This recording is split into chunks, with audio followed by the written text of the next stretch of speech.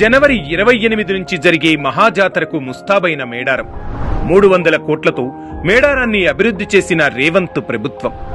గిరిజన సంస్కృతి సాంప్రదాయాల ప్రకారం వనదేవతలకు కొత్త గద్దెల నిర్మాణం, విద్యుత్ దీపాలతో మెరిసిపోతున్న సమ్మక్క సారాలమ్మ గద్దెల ప్రాంగణం, మేడారాన్ని సందర్శించి హకానృత్యం చేసిన మావోరీ గిరిజన తెగ, ప్రపంచంలోనే అతిపెద్ద గిరిజన కుంభమేళాకు భారీ ఏర్పాట్లు చేసిన రేవంత్ ప్రజా ప్రభుత్వం.